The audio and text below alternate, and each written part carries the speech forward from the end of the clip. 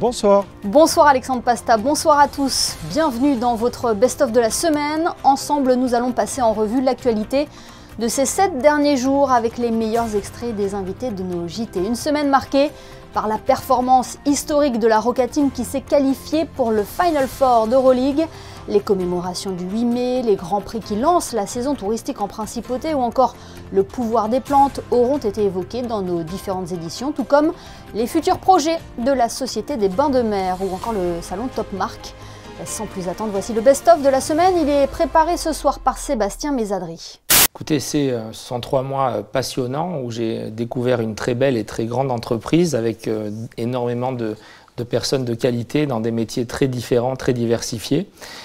C'est aussi bien sûr le sentiment de fierté d'avoir été choisi et pour cette importante fonction. La confiance du prince souverain m'honore et m'oblige, et celle bien sûr du conseil d'administration de la SBM.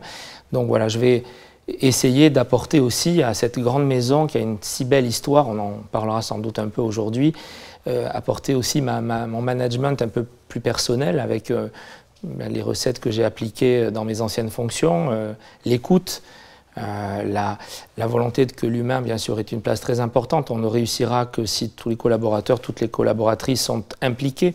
L'esprit d'équipe avec les administrateurs, avec les dirigeants que j'ai choisis pour m'épauler.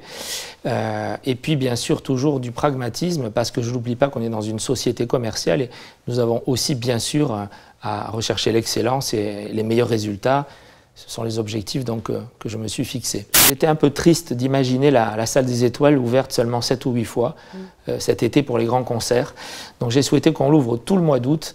Et il y aura donc un partenariat avec le billionnaire donc, au Sporting Monte Carlo. Donc nous ouvrons les soirs où il n'y a pas les grands concerts un cabaret très cosy. 250 personnes, on ne reconnaîtra pas du tout la salle des étoiles. Et là, on va faire venir à Monaco ce qui marche très très fort à Dubaï. Devant moi, je sais que il y a beaucoup d'attentes, hein. Il y a un grand défi. On a une histoire incroyable, je l'ai dit, la barre est très très très haute, mais je voudrais qu'avec les 5000 collaboratrices et collaborateurs, on essaie d'être à la hauteur de ce passé et que nous continuions tous ensemble, en fait, dans l'intérêt de ce pays aussi, à faire vivre la légende de Monte Carlo. Comme le disait Winston Churchill, un peuple qui oublie son passé, malheureusement, est condamné à le revivre. Et à l'heure actuelle, en plus, avec les événements qui se passent dans le monde, en Afrique et plus particulièrement en Ukraine, malheureusement, ce thème est toujours d'actualité. Oui, le week-end de l'IPRI a été très très bon pour la principauté en général et pour les commerçants en particulier, bien sûr. Tous les ans, la fréquentation augmente sur cette discipline automobile qui est présente quand même en principauté depuis quelques années maintenant. Mais tous les ans, on peut constater vraiment plus de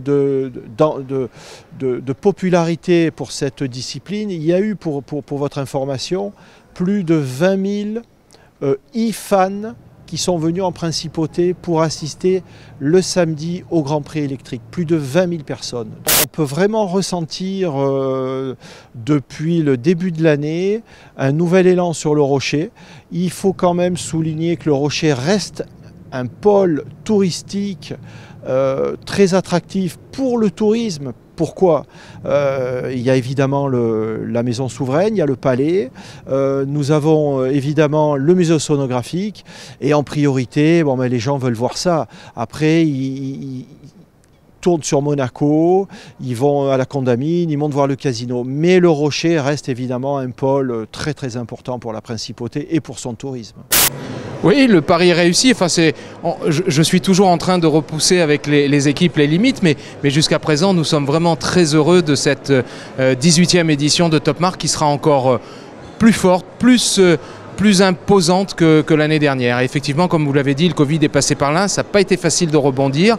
L'année dernière, nous avons réussi et cette année, nous confirmons avec une édition suralimentée.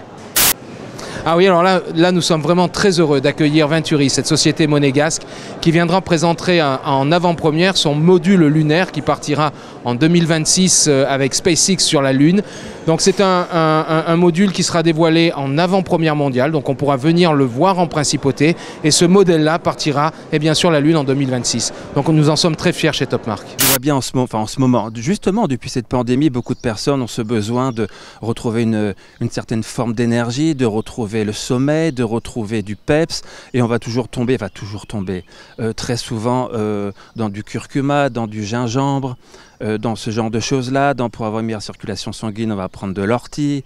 On va souvent tomber dans les mêmes, dans les mêmes plantes, j'ai pas dit fleurs, plantes et racines pour retrouver un grand mieux-être. Vous avez 38 fleurs de base pour les fleurs de Bach qui sont divisées en 7 groupes. Et chaque groupe correspond, si vous voulez, à un état, enfin des états émotionnels. Donc quand on va faire un élixir de fleurs de Bach, moi j'en fais avec 6, on va dire ce qui est d'important, c'est pas forcément, admettons s'il y a un gros choc émotionnel, la première des grandes fleurs c'est Star of Bethlehem. C'est très bien, mais ça suffit pas. Postulat de départ, ça dépend à partir de quand dans l'histoire. Parce que pour que mon corps m'appartienne, d'ailleurs c'était un slogan des années 60, 70 aux États-Unis puis en Europe, à savoir pour obtenir le droit à la contraception et à l'avortement, ce que moi j'appelle, reprenant la tradition des droits de l'homme, un habeas corpus. C'est-à-dire mon corps est à moi. Mon corps m'appartient, donc je peux décider ou non de faire des enfants, de choisir un moyen de devenir finalement ce corps-là, si vous voulez, au lieu qu'il soit dépendant de la nature qui va décider à ma place ce qui se passe et donc produisant des enfants sans que je puisse rien faire contre.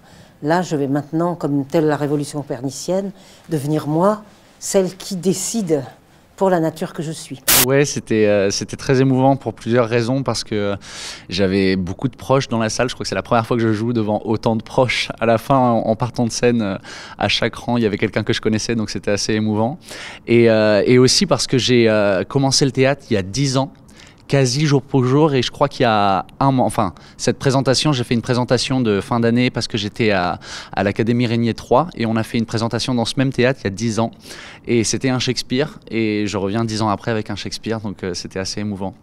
Je suis persuadé qu'il y a de la chance qui se place parce que c'est rencontrer quelqu'un au bon moment. Il faut que la personne qui te voit en audition ou en concours se soit réveillée du bon pied, qu'elle soit d'une certaine humeur, quelque chose comme ça. Pareil pour moi, par exemple, qui vais passer le concours, dans quelle humeur je vais être ce jour-là. Est-ce que comment ça va se passer avec mon partenaire sur scène ou ma partenaire, comment je vais tenir le texte, comment je vais tenir leur écoute. C'est aussi correspondre au rêve de quelqu'un. Il y a quelqu'un qui décide de réaliser un film ou de monter une pièce. Et c'est un rêve sur plusieurs années, donc il faut aussi pouvoir correspondre à ce rêve-là. Et donc ça, c'est des choses qu'on ne peut pas forcément maîtriser, quoi. Toi, ce que tu peux maîtriser, c'est ton texte, ton audition, donner le meilleur que tu as en toi, et puis après, tous les autres facteurs que tu ne peux pas gérer qui se mettent en place. Donc je pense qu'il y a du travail, de la répétition, et un facteur de chance, quoi. Un facteur chance qui a plutôt bien réussi à Adrien De Witt. Le best-of est à présent terminé. Merci de nous avoir suivis. Prochain rendez-vous avec l'actualité lundi à 19 h. En attendant, on se quitte avec les temps forts qui ont rythmé le mois de mai en principauté par le passé. Un flashback monté par Florence Amut. Passez une excellente soirée sur Monaco Info.